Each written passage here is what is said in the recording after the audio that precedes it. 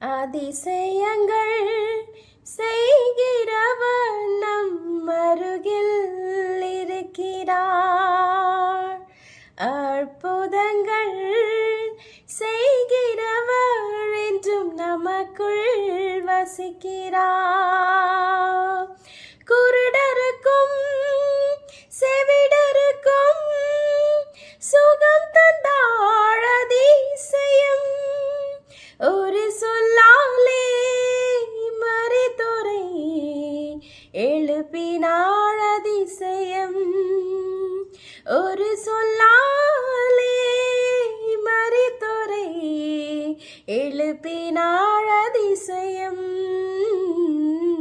அதிசயங்கள் செய்கிறவர் நம் அருகில் இருக்கிறார்.